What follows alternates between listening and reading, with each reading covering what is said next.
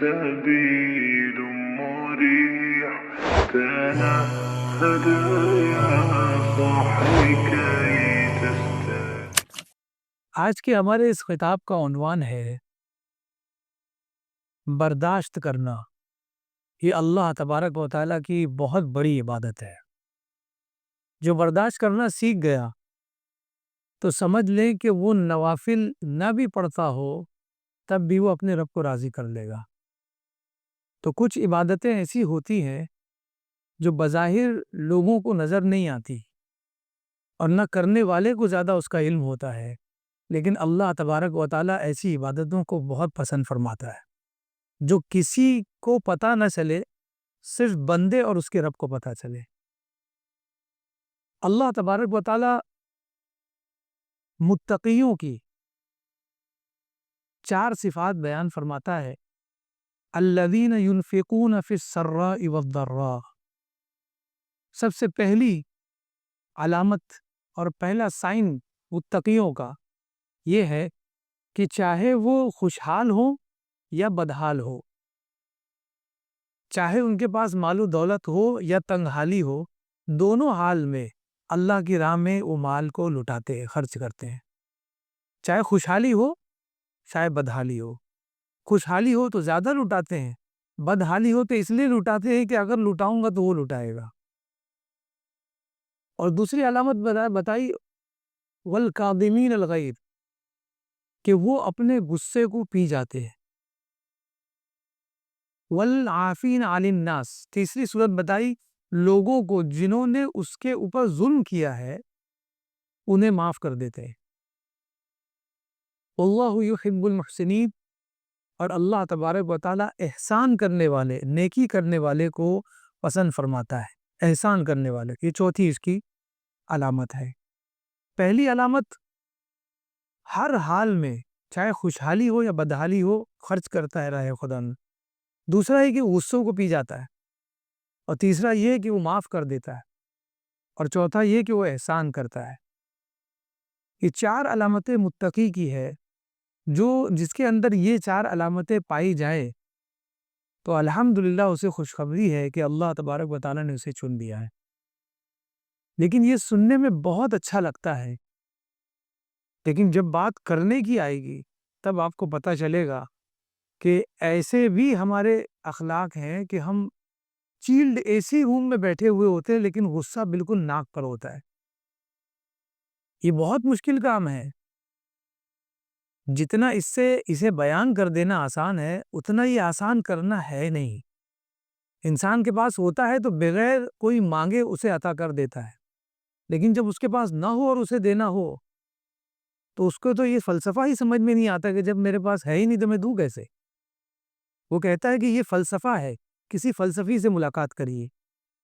میں تو ایک چھوٹا سا بزنس مین ہوں، میں یہ فلسفہ نہیں سمجھ سکتا. اور آج کی قوم ہماری ایسی، جب تک انہیں کچھ سمجھ میں نہ آئے تب تک کہ وہ آگے نہیں بڑھے گی. اور پھر غصے کو پی جانا، جہاں پر کسی نے آپ کی انسلٹ کر دی ہو روڈ پر چلتے ہوئے، اور وہاں آپ کہیں کہ ٹھیک ہے بھائی میری ہی غلطی تھی، جبکہ غلطی اس کی تھی، اس کے باوجود آپ نکل جائیں. یہ بہت مشکل ہے، صرف آپ سے نہیں مجھ سے بھی. یہ بہت مشکل کام ہے. یہ ہوگا کیسے؟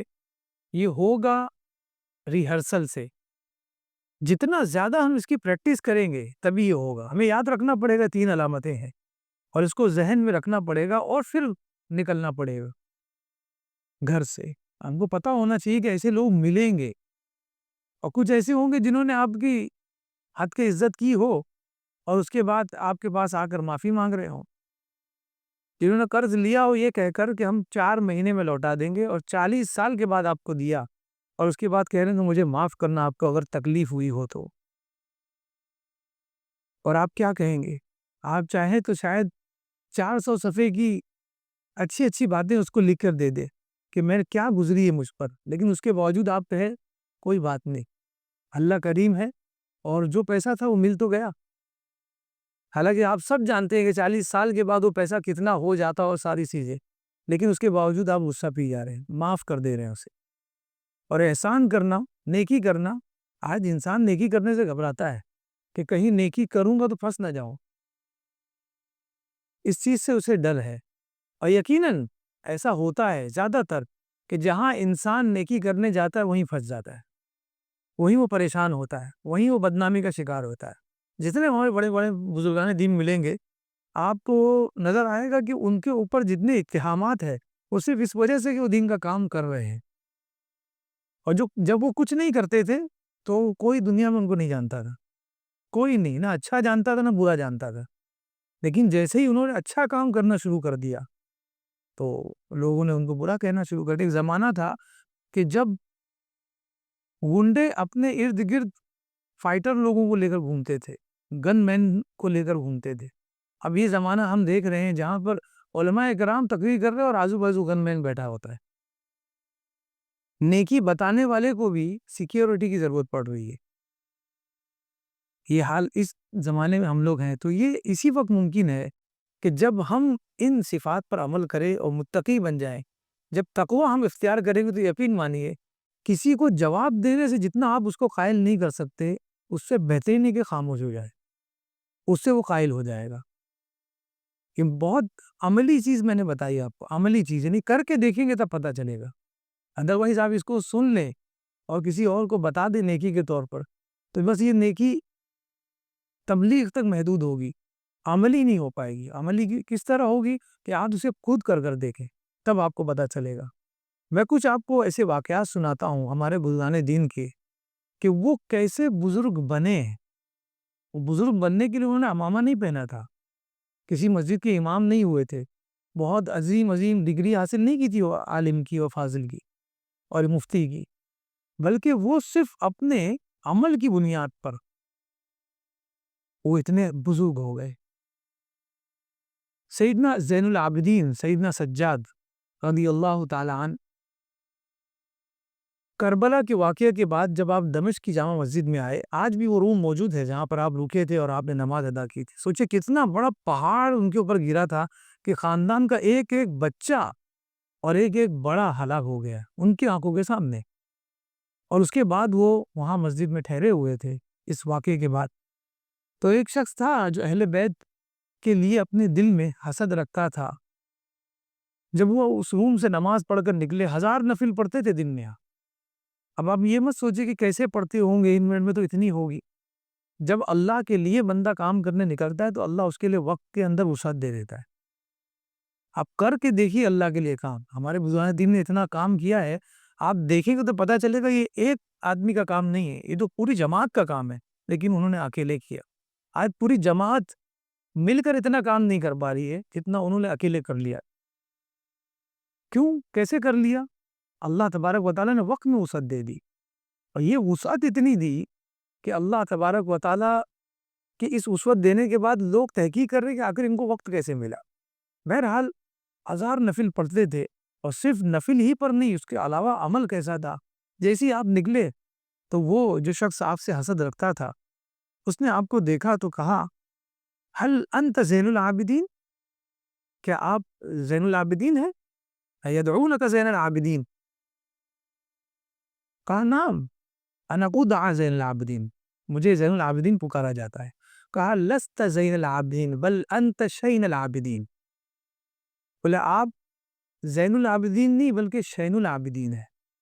زین العابدین کا مطلب ہے عابدوں کی زینت، عبادت کرنے والوں کی زینت، اور شین العابدین کا مطلب ہے عابدوں اور عبادت کرنے والوں کے لیے عیب۔ تو آپ زینت نہیں بلکہ عابدوں کے لیے عیب ہے، معاذ اللہ رب العالمین۔ اب ہمارا اور آپ کا ری ایکشن کیا ہوگا، ہمارا ردود فعل کیا ہوگا؟ بہت مشکل ہے کہ ہم برداشت کر پائے، اور اگر اس صورت میں تو بالکل نہیں کہ 4 ماننے والے ہمارے پیچھے ہو، اکیلے ہو تو تب تو مان بھی لیں گے، لیکن اگر 4 ہو نعرہ لگانے والے تو شاید بیچارہ وہ اسی وقت بول سکے، اس کے بعد کبھی بول بھی نہیں پائے گا۔ لیکن یہیں پر تحمل، برداشت، تاکہ آپ جب یہ کریں گے تو آپ کے ماننے والوں کو سبق ملے گا، اور پھر آپ نے سبق، انہوں نے کہا کہ بالکل تم نے صحیح پکڑا، میں شین العابدین ہوں، میں تو عیب ہوں عبادت کرنے والوں کے لیے۔ اور آپ یہ بھی سن لو، یہ جو تم نے میرا ایک عیب پکڑا ہے نا، یہ صرف ایک ہے، پتہ نہیں اندر کتنے بھرے ہو، یہ تم کو بھی نہیں پتا ہے۔ صرف ایک عیب پر اللہ تبارک و تعالیٰ نے ایک عیب میرا ظاہر کر دیا تم پر، اندر پتہ نہیں کتنے ہیں. اللہ اکبر. یہ اپنے آپ کو کبھی مانتے ہی نہیں تھے کہ ہم بڑے ہیں، اسی لیے وہ بڑے تھے. اور ہماری پوری ایڑی چوٹی کا زور اس میں لگ گیا کہ ہم کے مانو کہ ہم بڑے ہیں، اسی لیے سب کہتے ہیں سب سے چھوٹا یہی ہے. یہ منوانے سے نہیں ہوتا ہے، جتنی بھی پوسٹ ملتی ہے سب اوپر سے ملتی ہے، سب رب تبارک و تعالیٰ کی جانب سے. اللہ تبارک وفی السماء رزقکم وما توعدون، آسمان میں تمہارا رزق ہے اور جس کا تمہیں وعدہ کیا گیا ہے. رزق کیا ہے؟ صرف دال چاول نہیں ہے، عزت بھی رزق ہے، اولاد بھی رزق ہے، مال بھی رزق ہے، صحت بھی رزق ہے. یہ سب کچھ آپ کو اللہ تبارک و تعالیٰ کی جانب سے ملتا ہے. لیکن ہم کیا سوچتے ہیں؟ ان کے پاس بیٹھیں گے تو عزت ملے گی، ان کی حامی بھریں گے تو عزت ملے گی. انہوں نے بتایا کہ نہیں، صبر کرو، تحمل کرو، دیکھو پھر عزت کیسے دیتا ہے اللہ تبارک و تعالیٰ. اور صبر کرنے والوں کا کیا جزا، کیا بدلہ ہے؟ انما یوفی الصابرون اجرہم بغیر حساب. بروز قیامت سب لائن میں کھڑے ہوں گے، صبر کرنے والوں کے لیے کوئی لائن نہیں ہوگی. انہیں کہا جائے گا سیدھا جنت کی طرف نکل جائیں. آپ نے کہا یہ تو ایک ہے، پتہ نہیں کتنے ہیں میرے اندر موجود ہیں. جب یہ کہا تو وہ بیچارہ پریشان ہو گیا. اس نے کہا کہ مجھے معاف کرنا، مجھ سے غلطی ہو گئی. کسی نے مجھے کچھ پیسہ دیا تھا اور کہا تھا کہ آپ کو غصہ دلائے. کہا کہ سادات ایسے ہیں جو غصے میں نہیں آتے، لیکن مجھے کہا گیا کہ تم مجھ سے غصہ دلا کے دکھاؤ. اور جب میں آپ کے پاس میں نے ٹرائی کیا تو میں بالکل ناکام ہوں، میں معذرت چاہتا ہوں. آپ نے کہا کتنا دیا تھا؟ تو کچھ پیسے اسے دیے تھے، کچھ دینار. آپ نے کہا بس اتنے کے لیے اتنا پریشان ہو گئے؟ اگر پہلے آ کر کہتے کہ مجھے اتنی ضرورت ہے تو ہم تمہیں 1000 دینار دیتے. اور فوراً اپنے خادموں سے کہا کہ انہیں 1000 دینار دے دو. تو یہ مزاج بڑوں کا ہوتا ہے. وہ سمجھتے ہیں کہ ہم نہ بڑے ہیں نہ ہم چھوٹے ہیں، ہم اللہ کی بارگاہ میں بڑھنے کی کوشش کر رہے ہیں، بس وہ اس کوشش میں لگے رہتے ہیں اور دنیا ان کے پیچھے پاگلوں کی طرح دوڑتی ہے. وجہ کیا ہے؟ کیونکہ وہ خدا کی بارگاہ میں بالکل دیوانہ ہو چکا ہے اور اللہ تبارک و تعالیٰ نے اس کو عطا فرما دی ہے. تو جو غصے کو پی جائے یہ چھوٹی چیز نہیں ہے. اللہ کے رسول صلی اللہ علیہ وسلم فرماتے ہیں کہ جب تمہیں غصہ آئے تو مجھے یاد کر لینا. جو غصے کے وقت مجھے یاد کرے گا کہ اللہ کا حکم ہے الکاظمین الغیظ والعافین عن الناس، غصے کے وقت مجھے یاد کرے گا تو میں جب تم پر جلال کروں گا تو میں تمہیں یاد کروں گا. یعنی جب تمہیں غصہ آئے تو تم پی جاؤ غصہ، جبکہ غصہ تمہارے لیے جائز ہے. تو جس وقت تم نے کچھ خامی کی ہو اور میں جلال میں ہوں تو اس وقت میں تمہیں یاد کروں گا تمہارے اس غصے پینے کو. تو اسی لیے آپ سوچیں کہ آپ نے کسی کو بخشا ہے تو یقیناً ایسی کڑے وقت میں جب آپ کا کوئی نہیں ہوگا اللہ تبارک و تعالیٰ آپ کو بخش دے گا. سیدنا احمد کبیر رفاعی رضی اللہ تعالیٰ عنہ آنے والے ہفتے اسی دن آپ کا عرس بھی ہے، پیدائش کا دن ہے آپ کا. بہت ہی عظیم شخصیت گزری ہے. اور سیدنا شیخ عبد القادر جیلانی رضی اللہ تعالیٰ عنہ کے زمانے میں آپ تھے، بغداد ہی کے رہنے والے تھے اور ان کا واقعہ بڑا فیمس ہے. اور تقریباً 90,000 لوگوں نے اس واقعے کو دیکھا کہ آپ رسول اللہ صلی اللہ علیہ وسلم کے روضہ پر پہنچے اور آپ نے ہاتھ چومنے کا ارادہ فرمایا کہ حضور میں چومنا چاہتا ہوں. اور نبی پاک صلی اللہ علیہ وسلم نے قبر اطہر سے اپنا دست مبارک نکالا. 90,000 لوگوں نے دیکھا، اس میں سیدنا شیخ عبد القادر جیلانی بھی موجود تھے. یہ واقعہ ان کا بڑا فیمس ہے. اب دیکھیے یہ آپ سوچ رہے ہوں گے پتہ نہیں کون سے ممبر پہ بیٹھے ہوں گے، وہ کیسا ان کا امامہ ہوگا اور کیسے دکھتے ہوں گے، کیسا ان کا معاملہ ہوگا. کیسا معاملہ تو دیکھیے، گھر سے نکل رہے ہیں مسجد کے لیے، درمیان میں ایک شخص نظر آیا، وہ کوئی اور نہیں یہودی تھا. اس یہودی نے جیسے ہی آپ کو دیکھا تو آپ کے قریب میں ایک کتا کھڑا ہوا تھا. تو اس یہودی نے کہا کہ شیخ تم بہتر ہو، هل انت افضل ام هذا الكلب، تم بہتر ہو یا کتا بہتر. سوال کتنا، مطلب صرف نسبت کر دینا انسان کا دماغ پھٹ جائے کہ یار میں کیا ہوں اور یہ مجھے کیا کہہ رہا ہے، برداشت نہیں ہو پائے گا. لیکن آپ نے جو جواب دیا بہت ہی زبردست، یہ متقیوں کا جواب ہے. اللہ تبارک و تعالی ہم سب کو اس کی توفیق عطا کو. آپ نے جواب دیا لو نجوت علی الصراط فانا افضل، آپ نے فرمایا اگر صراط مستقیم پر اچھے سے گزر گیا تو میں اس کتے سے افضل ہوں.